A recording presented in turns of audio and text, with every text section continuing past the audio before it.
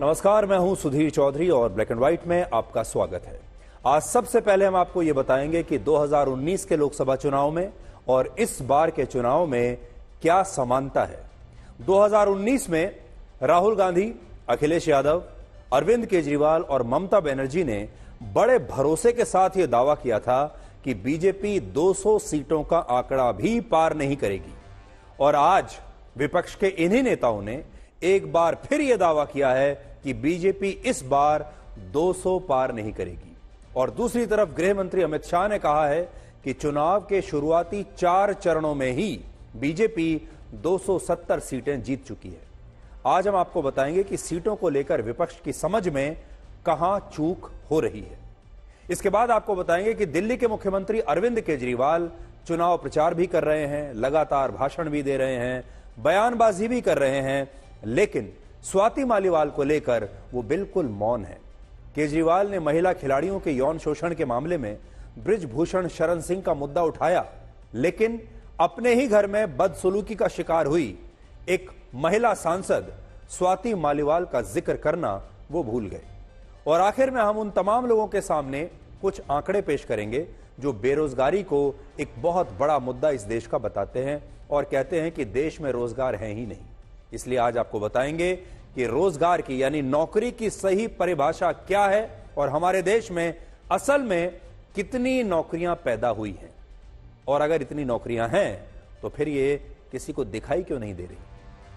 लेकिन सबसे पहले हम आपको उस चुप्पी के बारे में बताना चाहते हैं जो पूरे देश को परेशान कर रही है, पूरे देश को हैरान कर रही है।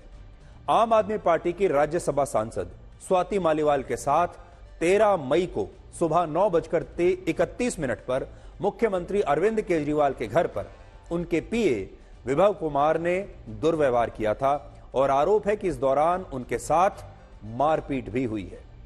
लेकिन इस घटना को अब लगभग 60 घंटे बीत चुके हैं और इस मामले में ना तो स्वाति मालीवाल ने अपनी चुप्पी तोड़ी है, ना उन्होंने कोई शिकायत दर्ज कराई है और ना ही अरविंद केजरीवाल ने इस घटना पर अभी तक अपना मुंह खोला है। अरविंद केजरीवाल पंजाब और हरियाणा में बीजेपी सांसद बृजभूषण शरण सिंह का नाम लेकर लोगों से वोट मांग रहे हैं और कह रहे हैं कि उन्होंने हमारे देश की महिला खिलाड़ियों के साथ यौन शोषण किया था और लोग ऐसे नेता की पार्टी को कैसे वोट दे सकते हैं। यानी वो ये कह रहे हैं कि बीजेपी जैसी जो पार्टी है वो बृजभूषण शरण सिंह की पार्टी है और ऐसे लोगों को कैसे वोट दिया जा सकता है, ऐसी पार्टी को आप कैसे वोट दे सकते हैं। लेकिन अरविंद केजरीवाल इस घटना पर कुछ भी कहने के लिए तैयार नहीं है कि उन्हीं के अपने घर पर उनके पीए ने इस देश की एक राज्यसभा सांसद के साथ बदतमीजी कैसे की और उनके साथ दुर्व्यवहार कैसे किया। हमारी पहलवान बेटियों के साथ इन्होंने कितनी बदतमीजी करी, देखा आप लोगों ने, घसीट घसीट के। और जिस आदमी ने हमारी बेटियों के साथ बदतमीजी करी, जिसने उनके सम्मान पे हाथ डाला, उसके बेटे को टिकट दे दी इन्होंने। तो एक तरह से सारे हरियाणा के लोगों को ये अंगूठा दिखा रहे हैं, जो करना है कर लो, इस बार करके दिखा देना इनको।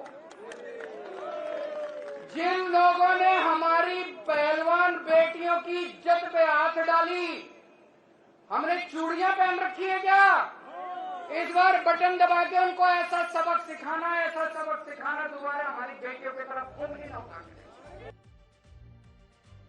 स्वाति मालीवाल और अरविंद केजरीवाल की ये चुप्पी पूरे देश को बहुत परेशान कर रही है, हैरान भी कर रही है।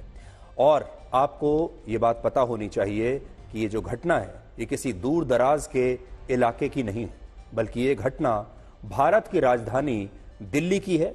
ये घटना दिल्ली के मुख्यमंत्री के घर पर हुई है, लेकिन फिर भी अरविंद केजरीवाल इस घटना पर पूरी तरह खामोश हैं।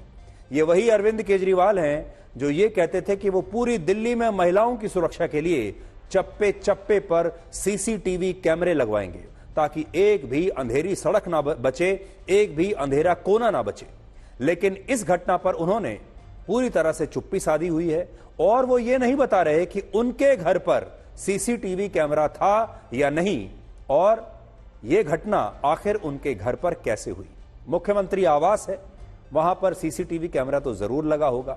आज हम अरविंद केजरीवाल से कहना चाहते हैं कि उन्हें अपने घर के सीसीटीवी कैमरे की जो फुटेज है वो सार्वजनिक करनी चाहिए, या फिर दिल्ली पुलिस को उनके घर जाकर सीसीटीवी की फुटेज उनसे ले लेनी चाहिए। ये एक ऐसा मुद्दा है जो पूरे देश की महिलाओं को हताश करेगा, और यहां गलती दोनों तरफ से हो रही है।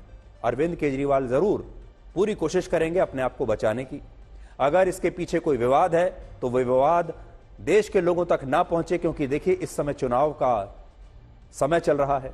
ऐसे में कोई भी विवाद अगर ऐसा आता है तो वो अरविंद केजरीवाल को नुकसान पहुंचा सकता है। इसलिए आम आदमी पार्टी पूरी कोशिश करेगी कि ये विवाद दबा रहे, कम से कम कुछ हफ्तों के लिए, कम से कम जब तक चुनाव नहीं हो जाता तब तक ये विवाद किसी के सामने ना आए, सच्चाई सामने ना आ जाए। ये उनकी पूरी कोशिश होगी।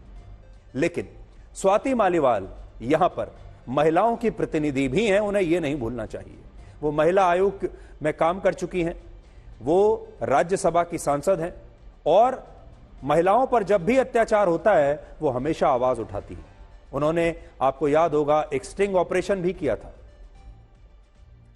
जब उन्होंने ये कोशिश की थी कि वो एक सड़क पर खड़ी हो गई थी और वो लोगों को ये बताना चाहती थी कि जब वो सड़क पर खड़ी हैं तो आती जाती गाड़ियों में जो लोग हैं रात में वो कैसे महिलाओं को परेशान करते हैं। उन्होंने खुद ये पूरा स्टिंग ऑपरेशन किया था। लेकिन आज जब वो खुद इसकी शिकार हो रही हैं तब वो बिल्कुल चुपचाप बैठी हैं। स्वाति मालीवाल की चुप्पी भी लोगों को परेशान कर रही है, क्योंकि वो 9 वर्षों तक दिल्ली महिला आयोग की अध्यक्ष रही, अब भी देश की राज्यसभा की सांसद हैं, लेकिन उन्होंने अब तक इस मामले में अपना मुंह नहीं खोला और अभी तक शिकायत दर्ज नहीं कराई। और ऐसे में जब इस तरह की महिला नेता, महिला सांसद, बड़े बड़े पदों पर बैठने वाली महिलाएं, राजनीति में इतने बड़े ओहदे पर आने वाली महिलाएं जब अपने ही ऊपर इस तरह का अत्याचार होता है और उसे छुपा देती हैं, उस पर बात नहीं करती, चुप्पी साध लेती हैं, तो वो तमाम लाखों करोड़ों महिलाएं जो इन महिला नेताओं की तरफ देखती हैं, इन्हें अपना प्रतिनिधि मानती हैं, सोचती हैं कि ये उन्हें बचाएंगी, वो सब निराश हो जाती हैं। क्योंकि स्वाति मालीवाल अगर आज अपने आप को नहीं बचा पा रही तो एक राज्यसभा सांसद होने के नाते वो देश की महिलाओं के लिए क्या आवाज उठाएंगी, या उन्होंने महिला आयोग के अध्यक्ष होने के नाते इतने वर्ष फिर महिलाओं के लिए क्या किया होगा। ये एक बहुत बड़ा सवाल है, और ये सवाल व्यवस्था पर भी है। हमारे देश में कैसी व्यवस्था है, राजनीतिक पार्टियां कैसे चलती हैं, बंद कमरों के अंदर क्या होता है, 4 दीवारों के बीच क्या होता है, बहुत सारी बातें हमें पता नहीं चलती। ये उस मिस्ट्री की तरफ इशारा करती है। और आज इस घटना के 50 घंटे के बाद संजय सिंह और दिल्ली महिला आयोग की सदस्य वंदना स्वाति मालीवाल के घर पर उनसे मिलने के लिए पहुंचे, लेकिन स्वाति मालीवाल ने इस घटना के बाद भी, इस बैठक के बाद भी अभी तक कोई औपचारिक बयान नहीं दिया है, और अभी तक किसी को नहीं पता कि ये जो घटना है इसके पीछे सच्ची कहानी क्या है। लेकिन हम आपको ये बताना चाहते हैं ये कोई छोटी मोटी घटना नहीं है, और इस घटना को हमें पूरे देश में जोर शोर से उठाना चाहिए, क्योंकि ये घटना नाइंसाफी की तरफ इशारा करती है। ये घटना एक महिला को दबाने की तरफ इशारा करती है, और ये बताती है कि बड़े बड़े जो शक्तिशाली लोग हैं वो कैसे किसी भी महिला को चुप रहने पर मजबूर कर देते हैं। और ऐसा नहीं है कि इस मामले में स्वाति मालीवाल ने आवाज उठाने की कोशिश नहीं की थी।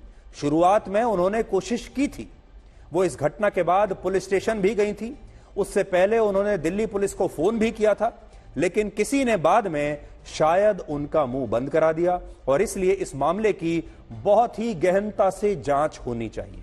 और आज हम ये कहना चाहते हैं कि दिल्ली भारत की राजधानी है, यहां पर अदालतें हैं, यहां पर महिला आयोग है, यहां पर पुलिस है, बहुत सारे ऐसे प्लेटफॉर्म्स हैं जो स्वतः संज्ञान ले सकते हैं। दिल्ली पुलिस भी ये काम कर सकती है, हमारे देश में अदालतें भी ये काम कर सकती हैं, और ये सारे के सारे शक्तिशाली लोग सब दिल्ली में बैठते हैं। आज उन्हें इस घटना का संज्ञान लेकर इसकी जांच करवानी चाहिए। और हम तो आज भी ये कहेंगे कि स्वाति मालीवाल से मिलने की कोशिश करनी चाहिए और पता करने की कोशिश होनी चाहिए कि आखिर ऐसा क्या हुआ है कि उन्होंने अपने आप को अपने घर में बंद कर लिया है। अरविंद केजरीवाल जी से भी आज हम ये कहना चाहेंगे कि उनकी छवि इस घटना के बाद खराब हो रही है। ये चुनाव का समय है, इस समय उन्हें रिस्क नहीं लेना चाहिए और देश के लोगों के सामने सार्वजनिक रूप से उन्हें आकर इस घटना पर बयान देना चाहिए। देश के लोग, देश की करोड़ों महिलाएं उनकी तरफ देख रही है। अब हम आपको आज एक नया शब्द बताएंगे और वो है 400 पार वर्सेस 200 पार। देखिए आपकी स्क्रीन पर भी है 400 पार वर्सेस 200 पार, यानी 400 पार होगा या 200 पार होगा। लोकसभा चुनावों की 378 यानी लगभग 70% सीटों पर मतदान के बाद बीजेपी के नेता 400 पार का नारा लगा रहे हैं और उसी नारे पर वो कायम है, जबकि विपक्षी दलों के नेताओं का कहना है कि बीजेपी इस बार 200 का आंकड़ा भी पार नहीं कर पाएगी। कांग्रेस के अध्यक्ष मल्लिकार्जुन खड़गे ने कहा है कि वो शर्त लगा सकते हैं कि इस बार बीजेपी 200 सीटें भी जीत नहीं पाएगी।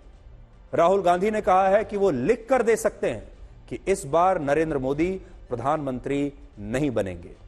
अखिलेश यादव ने कहा है कि इस बार बीजेपी 140 सीटें जीतने के लिए भी तरस जाएगी और हर सीट पर उसे 2.5 लाख वोटों से करारी हार मिलेगी।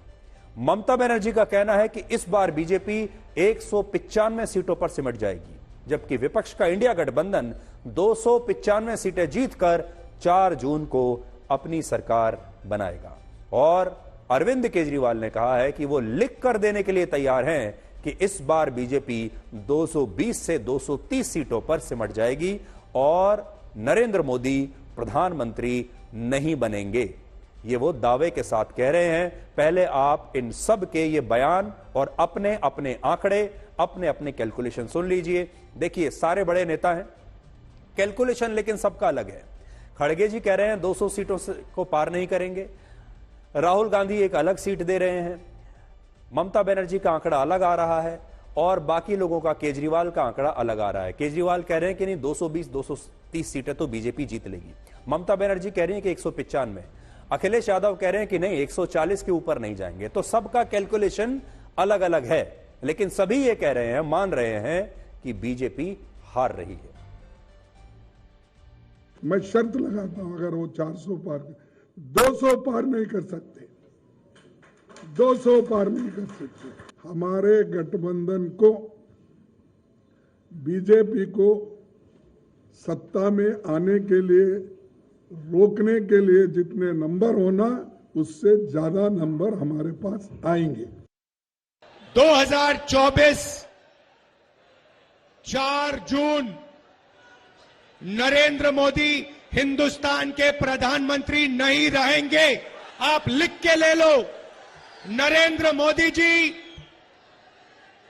हिंदुस्तान के प्रधानमंत्री नहीं बन सकते हैं। हमने जो करना था, जो काम, जो मेहनत करनी थी, हमने कर दी है। अब आप देखना उत्तर प्रदेश में हमारे गठबंधन को 50 से कम एक सीट नहीं मिलने वाली है। आने वाले समय में 140 करोड़ की जनता भारतीय जनता पार्टी को 140 सीटों के लिए भी तरसा देगी। भारतीय जनता पार्टी का रथ फंस नहीं गया है, धंस गया है। तो हर लोकसभा में 2,25,000 वोट कम भारतीय जनता पार्टी का हो गया। হাওয়া বদল মানে কি? হাওয়া বদল মানে 420 গ্যারান্টি বদল হচ্ছে। কেউ ভয় বলতে পারছে, কেউ পারছে না। এখনো পর্যন্ত যা মোটামুটি এসছে 4th পেজ হয়ে গেছে, তাতে 195 থেকে 200-র মধ্যে বিজেপি বড় জোর হলে থাকতে পারে, আর ইন্ডিয়া জোট পাবে 295 থেকে 315।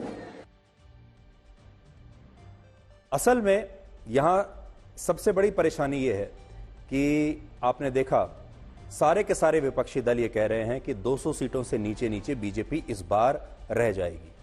और आप भी ये सोचते होंगे कि हाँ, शायद ऐसा लगता है जब इतने सारे नेता एक साथ इस बात कह रहे हैं तो जरूर हो सकता है बीजेपी हार रही हो। क्या बीजेपी हार रही है?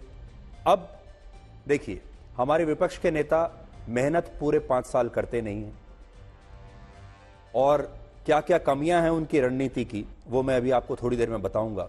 और जो उनका जो गणित है वो कितना सटीक होता है, उसका एक उदाहरण मैं आगे बढ़ने से पहले आपको देना चाहता हूं। और उदाहरण के लिए मैं आपको फ्लैशबैक में लेकर जाऊंगा। वर्ष 2019 का लोकसभा चुनाव याद कीजिए। हो सकता है आप में से बहुत सारे लोग भूल गए होंगे।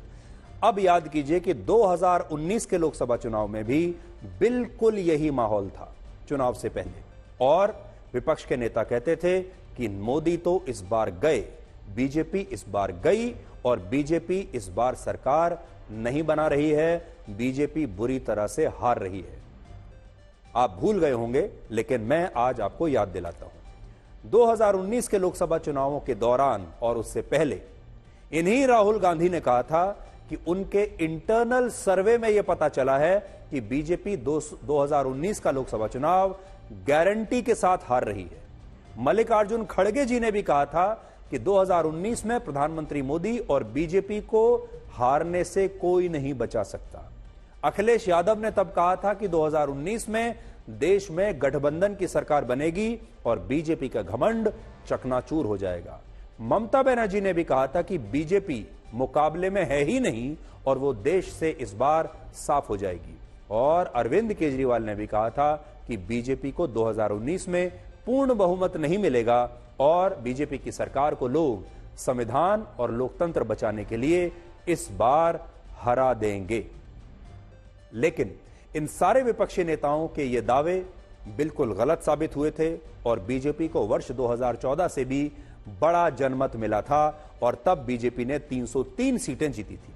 इसलिए अब आप इन सारे विपक्षी नेताओं के पिछली बार के लोकसभा चुनाव के दौरान के ये बयान सुनिए और यकीन मानिए ये सारे बयान सुनकर आज आपको हंसी भी आने वाली है, आपको बड़ा मजा आने वाला है और आप इस बात पर भी हैरान होंगे कि हमारे देश के नेता कुछ भी बोलकर निकल जाते हैं और बाद में कोई वापस जाकर उनसे यह नहीं पूछता कि आपने जो बयान दिया था, आपने जो आंकड़े दिए थे, आपने जो गारंटी दी थी, आपने जो अपना इंटरनल सर्वे बताया था, उसका क्या हुआ और आपके सारे आंकड़े गलत कैसे निकले। कोई उसके बाद सवाल नहीं करता। इसलिए आज हम आपको 5 साल पहले फ्लैशबैक में ले जाते हैं और जरा देखिए इन्हीं नेताओं ने 5 साल पहले क्या कहा था।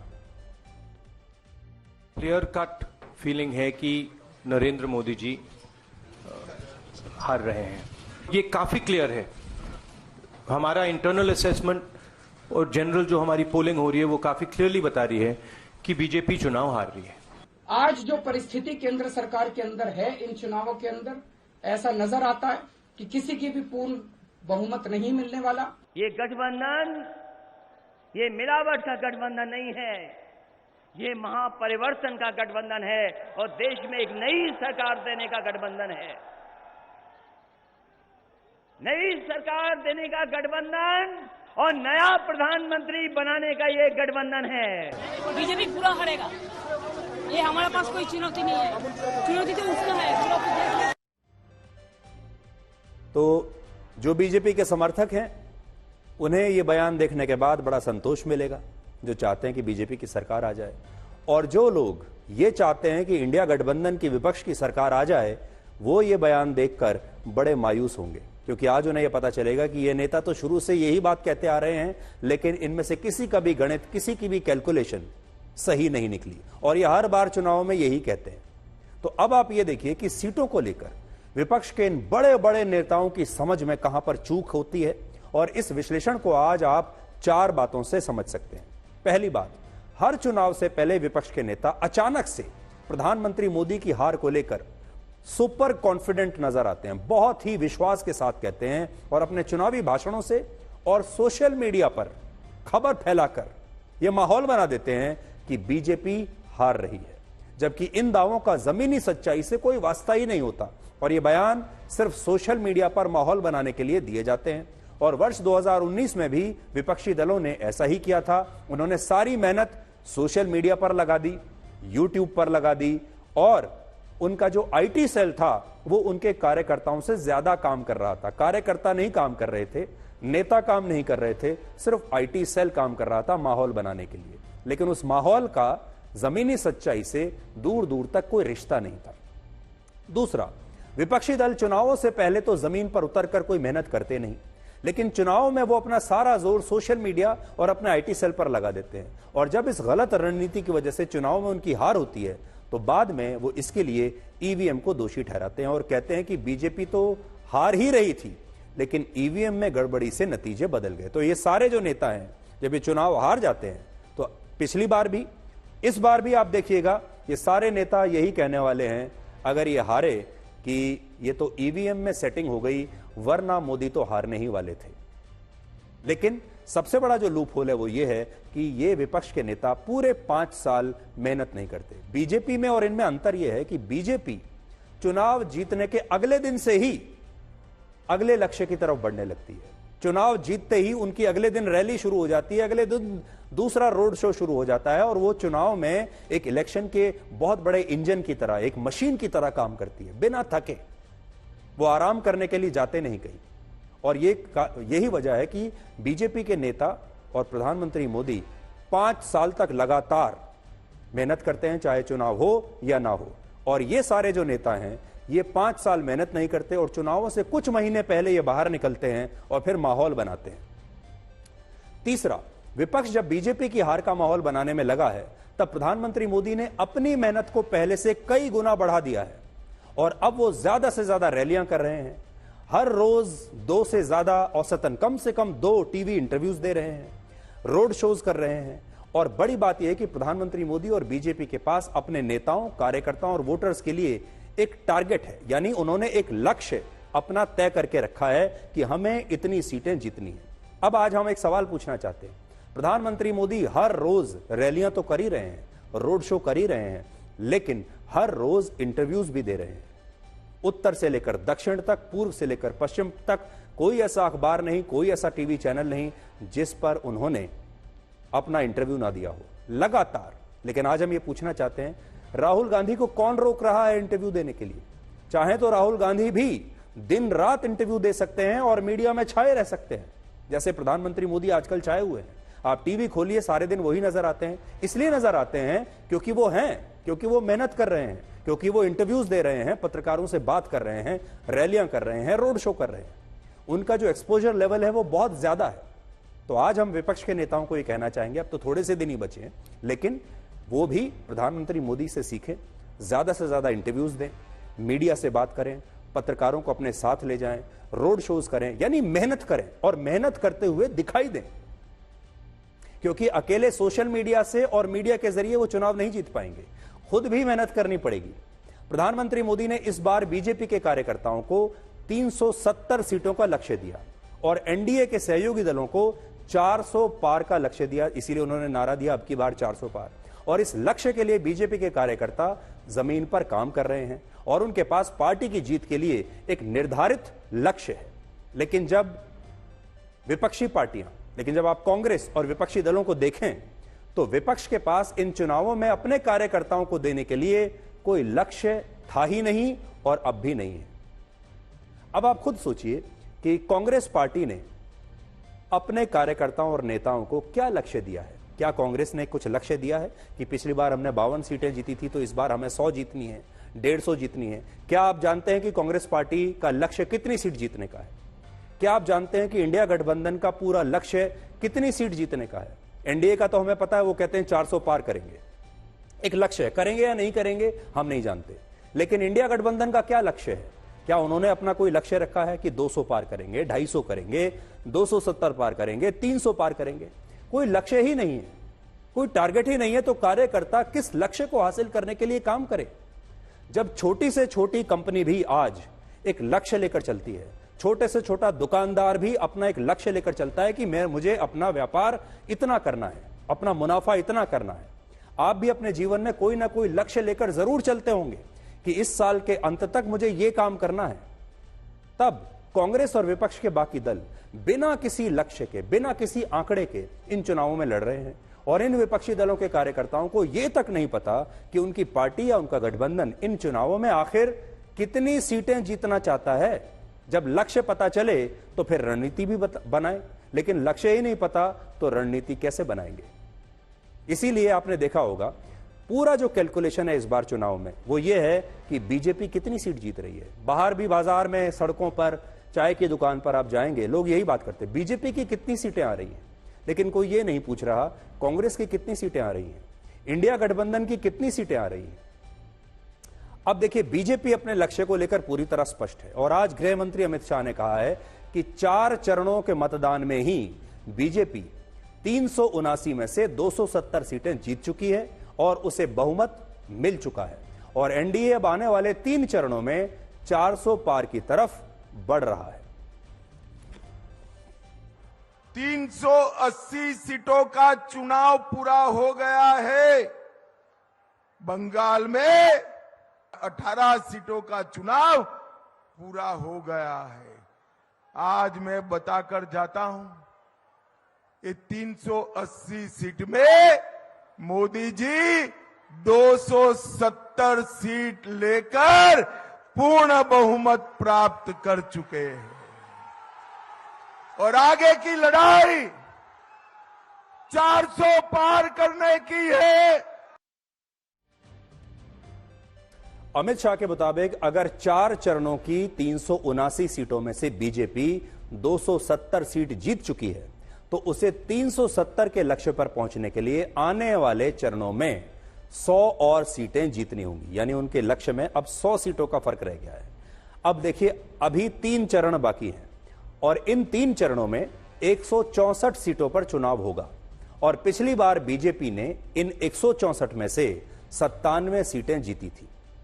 अगर बीजेपी इस बार भी अपने पुराने प्रदर्शन को दोहराने में कामयाब रहती है और पहले 4 चरणों में 270 सीटें जीतती है और फिर वो 370 तो नहीं लेकिन 367 सीटों के आंकड़े पर पहुंच जाएगी, अगर वो अगले 3 चरणों में भी उतनी ही सीटें जीत ले जितनी की उसने पिछली बार जीती थी, यानी 97। तो अगर हम मान लें कि अमित शाह जो कह रहे हैं वो बिल्कुल ठीक कह रहे हैं, तो 4 चरणों में उन्होंने जीते 270 सीटें और अगले 3 चरणों में अगर उन्होंने 97 सीटें जीत ली जो कि उन्होंने पिछली बार जीती थी, तो इस प्रदर्शन के हिसाब से बीजेपी के 367 सीटें हो जाती हैं, अगर यह कैलकुलेशन अगर आप देखें। इसी तरह आने वाले 3 चरणों में अगर बीजेपी को 10% सीटों का नुकसान होता है तब भी वो 357 सीटों पर जीत सकती है, क्योंकि 10% सीटों का नुकसान होने पर वो 97 की जगह 87 सीटों पर जीत पाएगी।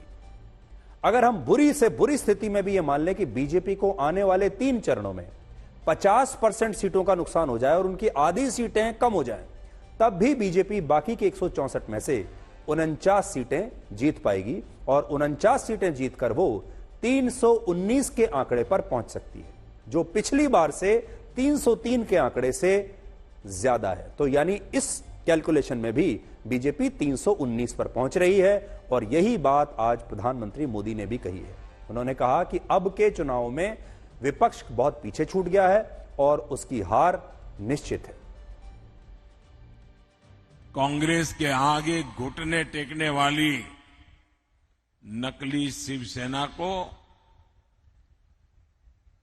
सजा देने का मन पूरे महाराष्ट्र ने बना लिया है और 4 चरण के जो चुनाव हुए हैं, इन चारों चरण में इनको चारों तरफ से चित्त कर दिया है जनता ने।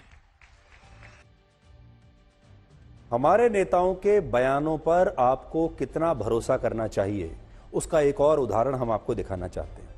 अब आप ये देखिए कि वर्ष 2022 में जब गुजरात में विधानसभा चुनाव हो रहे थे, तब अरविंद केजरीवाल ने एक प्रेस कॉन्फ्रेंस में एक सादे कागज पर अपने हस्ताक्षर के साथ ये लिखकर दिया कि गुजरात में बीजेपी हार रही है और आम आदमी पार्टी की सरकार बन रही है। पहले आप उनका ये बयान सुन लीजिए और फिर देखिए। कई लोग कहते हैं कि राजनीति के अंदर मेरी भविष्यवाणी सही निकलती है। 2014 में जब दिल्ली में चुनाव हुआ था तो मैंने एक पत्रकार को लिख के दिया था कि कांग्रेस की इस बार 0 सीट आएंगी। किसी ने यकीन नहीं किया, लेकिन उस चुनाव में कांग्रेस की 0 सीट आई थी। पंजाब के चुनाव में मैंने कई सारी भविष्यवाणियां की थी। मैंने कहा था नवजोत सिंह सिद्धू हारेंगे, चन्नी साहब दोनों सीटों से हारेंगे, बादल साहब का पूरा परिवार हारेगा। तो आज मैं आप सबके सामने लिख के भविष्यवाणी करने जा रहा हूं।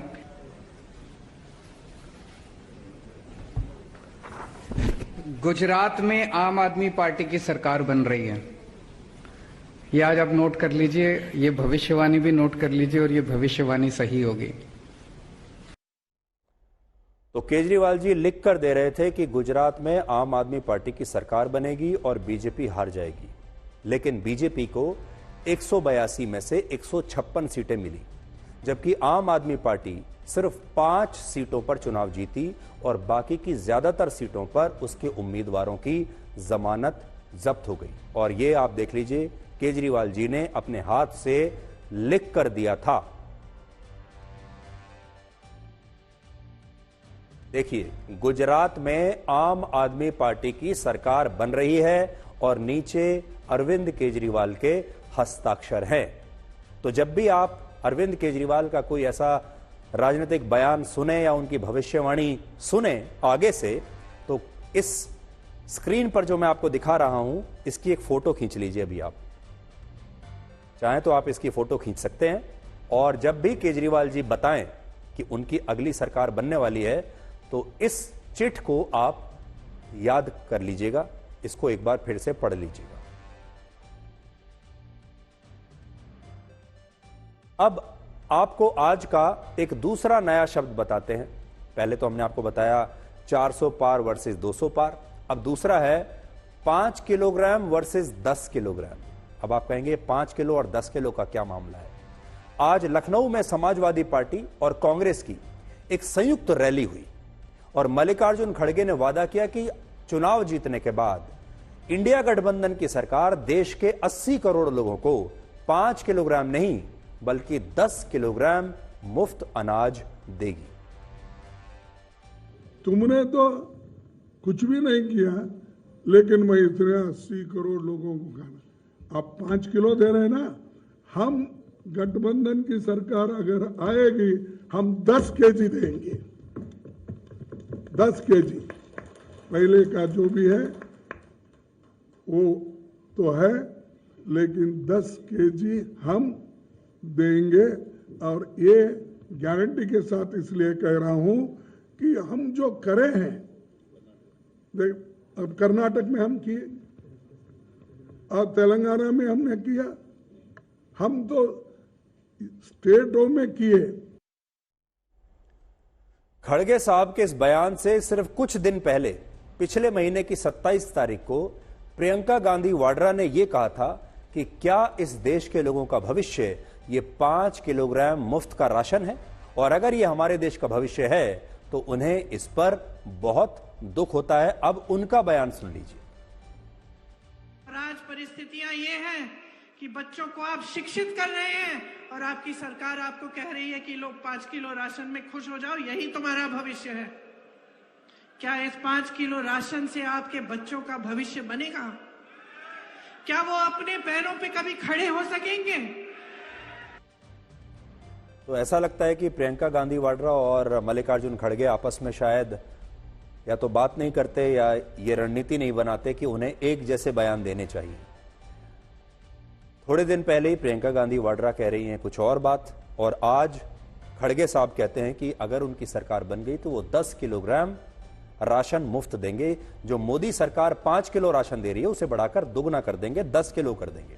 लेकिन आज सोचने वाली बात यह है कि अगर आपको इतनी बड़ी घोषणा करनी ही थी तो आप इस चुनाव के 4 चरण बीत जाने के बाद, जब 70% चुनाव खत्म हो चुका है, अब कांग्रेस पार्टी यह ऐलान कर रही है कि अगर हम जीते तो 5 से 10 किलो राशन देंगे। ये बात उन्हें पहले कहनी चाहिए थी।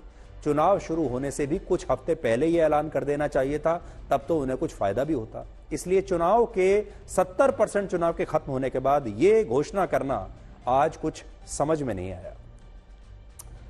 एक और बड़ा मुद्दा है, वो है बेरोजगारी का। इसलिए अब हम उन तमाम लोगों के सामने कुछ आंकड़े पेश करेंगे जो बेरोजगारी को इस देश का सबसे बड़ा मुद्दा बताते हैं। मुद्दा है, लेकिन जो आंकड़े बताए जाते हैं देश के लोगों को और असली आंकड़ों में बड़ा फर्क है। इसलिए आज हम आपको बताएंगे कि रोजगार की यानी नौकरी की सही परिभाषा क्या है, और नौकरी की सही परिभाषा के हिसाब से अगर आप देखेंगे तो नौकरी कितने लोगों के पास है। भारत के एक थिंक टैंक ने रोजगार के आंकड़ों पर एक नई रिपोर्ट जारी की है, जिसके मुताबिक मोदी सरकार के कार्यकाल में वर्ष 2014 के से 2024 के बीच यानी 10 साल में कुल मिलाकर 51 करोड़ 40 लाख रोजगार पैदा हुए और हर साल औसतन 5 करोड़ 14 लाख रोजगार पैदा किए गए। हर साल 5 करोड़ 14 लाख और 10 साल में 51 करोड़ से ज्यादा रोजगार पैदा हुआ। बहुत सारे लोग रोजगार को सिर्फ एक नौकरी तक सीमित मान लेते हैं। बहुत सारे लोग तो सरकारी नौकरी ही समझते हैं, जबकि रोजगार का मतलब सिर्फ सरकारी और प्राइवेट नौकरियों से नहीं होता। नौकरी के अलावा अगर कोई व्यक्ति सेल्फ एम्प्लॉयड है यानी स्वरोजगार से अपनी आय अर्जित करता है और सरकार से लोन लेकर अपना कोई व्यवसाय शुरू करता है, काम करता है, दुकान बनाता है, कोई छोटा बिजनेस शुरू करता है, या हमारे देश में जो एक्सप्रेसवे बन रहे हैं, सड़कें बन रही हैं, हाईवे, एयरपोर्ट्स, अस्पताल, स्कूल, मकान या शौचालय बन रहे हैं, अगर कोई व्यक्ति ऐसे निर्माण कार्यों में काम करके पैसा कमाता है तो यह भी रोजगार माना जाएगा। और रोजगार की यह परिभाषा भारत सरकार ने निर्धारित नहीं की है। दुनिया के 180 से ज्यादा देशों में रोजगार को इसी तरह से समग्र रूप में देखा जाता है। ऐसा नहीं है कि ये भारत ने बनाई है ये परिभाषा। और इस हिसाब से ये रिपोर्ट कहती है कि पिछले 10 वर्षों में मोदी सरकार ने देश में कुल 51 करोड़ 40 लाख रोजगार पैदा किए, जिनमें 31 करोड़ से ज्यादा स्वरोजगार हैं। 2015 में मोदी सरकार ने प्रधानमंत्री मुद्रा योजना की शुरुआत की थी, जिसके तहत सरकार स्वरोजगार और व्यवसाय करने के लिए लोगों को आसान शर्तों पर लोन देती है और इस लोन की राशि पर ब्याज बहुत ही कम यानी बहुत मामूली होता है। मोदी सरकार ने इस योजना के तहत लोगों को जो लोन दिए उससे वर्ष 2015 से 2024 के बीच कुल मिलाकर 31 करोड़ 61 लाख लोगों को रोजगार मिला है। उदाहरण के लिए पटना की बबीता देवी को मोदी सरकार ने मुद्रा योजना के तहत जो लोन दिया उसकी मदद से बबीता देवी आज पटना में खुद का एक ब्यूटी पार्लर चला रही हैं और इस ब्यूटी पार्लर में उन्होंने एक और महिला को नौकरी पर रखा हुआ है। इसी तरह पटना में ही विनय कुमार को मोदी सरकार से जो लोन मिला उसकी मदद से आज वो अपनी खुद की मिठाई की दुकान चला रहे हैं और वहां पर उन्होंने 6 और लोगों को नौकरी दी है। और ऐसे लाखों लोग हैं जिन्हें सरकार से अपना व्यवसाय करने के लिए सरकार से लोन मिला, जिससे इन लोगों को रोजगार मिला और इस रोजगार से ये लोग औरों को भी काम दे रहे हैं। वर्ष 2015 से 2024 के बीच सिर्फ प्रधानमंत्री मुद्रा योजना से देश में 31 करोड़ 61 लाख लोगों को रोजगार मिला है। इसके अलावा प्रधानमंत्री आवास योजना के तहत देश में जो घर बन रहे हैं, ग्राम सड़क योजना के तहत जो सड़कें बनी, स्वच्छ भारत मिशन के तहत जो शौचालय बने, ऐसी कुल 12 सरकारी योजनाओं से पिछले 10 वर्षों में 19 करोड़ 79 लाख रोजगार पैदा किए गए। इस रिपोर्ट के मुताबिक स्वच्छ भारत मिशन के तहत कोई शौचालय अगर बनता है तो उसमें कुल मिलाकर 9 मैन डेज लगते हैं। 9 मैन डेज का मतलब है कि अगर एक शौचालय का निर्माण एक मजदूर करता है तो उसे 9 दिन लगेंगे और अगर 9 मजदूर इस शौचालय का निर्माण करते हैं तो इसे बनाने में 1 दिन लगेगा। इसी तरह प्रधानमंत्री आवास योजना के तहत एक घर को बनाने में 160 पर्सन डेज लगते हैं और इस तरह से सरकार की कुल 12 ऐसी योजनाओं से पिछले 10 वर्षों में 19 करोड़ 79 लाख लोगों को रोजगार मिला है। इसी रिपोर्ट में यह भी लिखा है कि यूपीए सरकार में जो क्रेडिट गैप लगभग 90% था वो मोदी सरकार के 10 वर्षों में 76.8% के स्तर पर आ गया। सरल भाषा में अगर कहें तो पहले जहां 90% लोगों को सरकार, बैंक और दूसरे वित्तीय संस्थानों से लोन मिलता ही नहीं था, अब वो संख्या हमारे देश में 76% रह गई है। इससे भी बड़ी बात यह कि अब भारत सरकार लोगों को खुद की नौकरी करने के लिए प्रोत्साहित कर रही है और उन्हें दुकान और छोटे व्यवसाय करने के लिए लोन दे रही है, जिससे लोग अपना खुद का काम करके पैसा कमा रहे हैं और बाकी लोगों को भी नौकरियां दे रहे हैं। लेकिन हमारे देश की राजनीति ऐसी है कि विपक्षी नेता इस रोजगार को रोजगार मानने के लिए तैयार ही नहीं है और इसीलिए हर भाषण में विपक्ष के नेता कहते हैं कि देश में नौकरियां नहीं है। विपक्षी नेताओं का कहना है कि भारत सरकार लोगों को नौकरियां नहीं दे रही, जबकि आंकड़े कहते हैं कि रोजगार के मामले में भारत की स्थिति यूपीए सरकार के दौर से आज काफी अच्छी है। यूपीए की सरकार में स्टार्टअप जैसा कोई कल्चर नहीं था, कोई योजना नहीं थी, लेकिन मोदी सरकार में भारत का स्टार्टअप सेक्टर रिकॉर्ड स्तर पर पहुंचा। यूपीए सरकार के दौरान वर्ष 2014 में पूरे देश में कुल मिलाकर 350 स्टार्टअप्स थे, 350, जबकि मोदी सरकार में अभी पूरे देश में 1,15,000 से ज्यादा स्टार्टअप्स हैं। खुद सोचिए, जिन लोगों ने ये स्टार्टअप शुरू किए और इनसे जिन लोगों को हमारे देश में नौकरियां मिली, क्या उन्हें आप रोजगार नहीं मानेंगे? इसी तरह यूपीए सरकार के मुकाबले आज हमारे देश में नेशनल हाईवेज का हर दिन 17 किलोमीटर से ज्यादा का निर्माण हो रहा है पहले के मुकाबले, और यूपीए सरकार के मुकाबले आज हमारा देश 400% ज्यादा मोबाइल फोन का भी उत्पादन कर रहा है। 2014 में यूपीए सरकार में भारत 6 करोड़ मोबाइल फोन का उत्पादन करता था। आज भारत हर साल 30 करोड़ मोबाइल फोन्स का उत्पादन कर रहा है। सोचिए, ये इतने सारे मोबाइल फोन्स जो बन रहे हैं, पहले से इतनी ज्यादा सड़कें जो बन रही हैं, हाईवेज बन रहे हैं, एयरपोर्ट्स बन रहे हैं, इनमें पहले से ज्यादा लोग काम भी कर रहे होंगे, क्योंकि तभी तो ये निर्माण हो रहा है। जो लोग यहां काम कर रहे हैं, क्या उन्हें रोजगार नहीं माना जाएगा? सच्चाई यह है कि कांग्रेस मनरेगा योजना के तहत दिहाड़ी मजदूरी करने वाले लोगों को रोजगार मानती है। आपको याद होगा, कांग्रेस ने मनरेगा शुरू की थी, और जो मनरेगा के तहत रोजगार मिलता था जिन लोगों को, उन्हें वो नौकरी मानती थी, रोजगार मानती थी। लेकिन इसी तरह की अलग अलग 13 से ज्यादा योजनाओं से जब मोदी सरकार देश में 51 करोड़ से ज्यादा रोजगार पैदा करती है, तो कांग्रेस इन्हें रोजगार मानने के लिए तैयार नहीं है। आपको याद होगा, जब कांग्रेस की सरकार थी तो राहुल गांधी खुद एक बार मनरेगा में काम करने वाले लोगों के साथ काम करने के लिए वहां पर पहुंच गए थे, और वो ये दिखाना चाहते थे कि इन लोगों को हमने रोजगार दिया है और मैं भी इनके कंधे से कंधा मिलाकर इनके साथ काम कर रहा हूं। आज हम चाहते हैं कि आप इस पूरे विषय को राजनीति से नहीं, राजनीति की दृष्टि से नहीं, बल्कि आंकड़ों के चश्मे से देखें, और इन आंकड़ों को मैं आपको आज बड़ी स्क्रीन पर दिखाना चाहता हूं। कुछ आंकड़े आज आपके लिए मैं लेकर आया हूं। देखिए आपकी स्क्रीन पर, यहां आप देखिए, ये रोजगार में वार्षिक वृद्धि के आंकड़े हैं। 1983 से 1993-94 तक 5 साल में जब राजीव गांधी की सरकार थी, तो देखिए 2.34%। उसके बाद ये और गिरा, 93-94 से 99 तक 1.6%। फिर अगर आप देखें 99 से 2004 और 5, जब अटल बिहारी वाजपेयी की सरकार थी यहां, तो ये ऊपर गया लगभग 2.5% पर। फिर ये नीचे गिरा। ये यूपीए का दौर है, देखिए 2004 से 2012 तक सबसे कम नौकरियों में का जो अगर आप देखें वार्षिक वृद्धि, वो 1% से भी कम आ गई थी, 0.72% जब यूपीए की सरकार थी। फिर देखिए 2011-12 से 2017-18 के बीच ये जंप करके ये और नीचे आई 0.57%, और फिर यहां से ये ऊपर गई, और देखिए, और आज 2022-23 के आंकड़े हमारे पास हैं, 2017 से लेकर 2022 तक, अब ये 3.35% की वार्षिक वृद्धि दर है हमारे देश में। ये नौकरियों की वृद्धि दर आप देख सकते हैं इस चार्ट पर। आपको 1983 से लेकर अब तक का पूरा की पूरा जो सिनेरियो है वो आपको यहां समझ में आ जाएगा।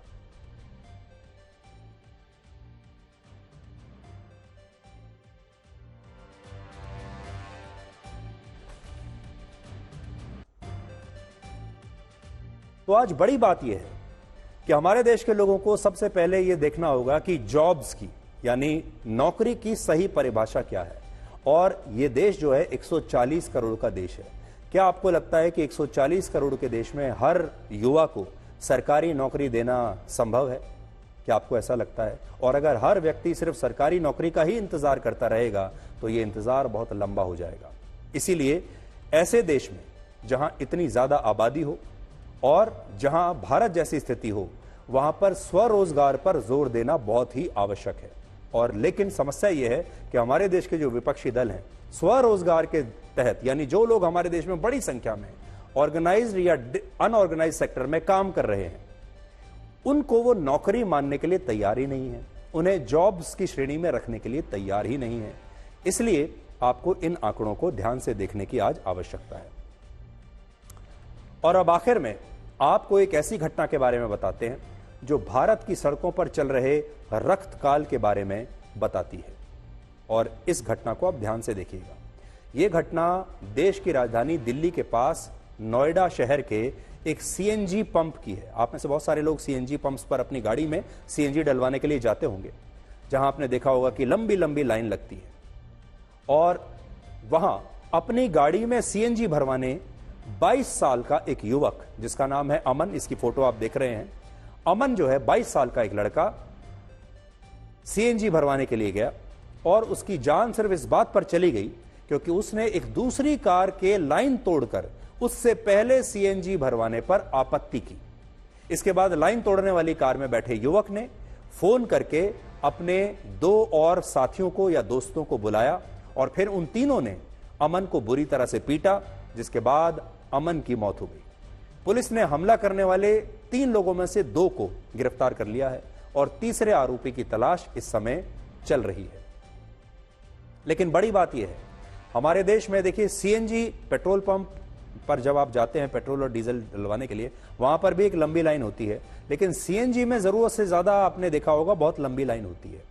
लंबी लाइन का मतलब होता है कि आपको बहुत पेशेंस की आवश्यकता है और आप अगर बहुत देर से लाइन में लगे हुए हैं और कोई लाइन तोड़कर बीच में आ जाए तो लोगों को बहुत जल्दी गुस्सा आ जाता है और उस गुस्से में यह घटना हुई है। भारत में सड़कों पर लोगों का क्रोध अब इस कदर बढ़ चुका है कि लोग छोटी छोटी बातों पर एक दूसरे की हत्या कर रहे हैं और ये एक बहुत ही गंभीर बात है। चुनाव चल रहे हैं, राजनीतिक बयानबाजी चल रही है, इस दौरान हम ये नहीं देखते कि हमारे देश में, हमारे समाज में कैसे बदलाव आ रहे हैं, हमारे देश में कैसे हर आदमी इस समय क्रोध में तमतमाया हुआ है। और क्रोध इसलिए है क्योंकि आबादी इतनी ज्यादा है, हमारे देश में संसाधन इतने कम है, हर जगह लंबी लंबी लाइन है, हर सड़क पर पहले जाने के लिए एक रेस लगी हुई है और हर व्यक्ति पहले निकलना चाहता है। हर व्यक्ति पहले पेट्रोल डीजल अपनी गाड़ी में भरवाना चाहता है, पहले सीएनजी अपने यहां लेना चाहता है, हर लाइन को तोड़कर वो पहले आगे निकलना चाहता है।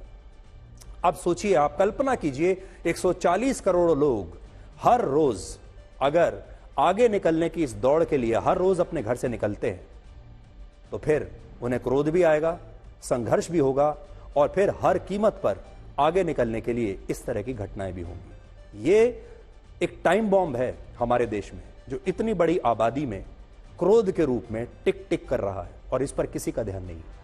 तो आज के लिए ब्लैक एंड व्हाइट में इतना ही। अब आपसे हमारी अगली मुलाकात होगी कल रात 9 बजे। तब तक आप खुश रहिए, सुरक्षित रहिए, स्वस्थ रहिए और सांप के दांत में, बिच्छू के डंक में और इंसान के मन में कितना जहर भरा है इसका पता लगाना बहुत मुश्किल काम है। नमस्कार।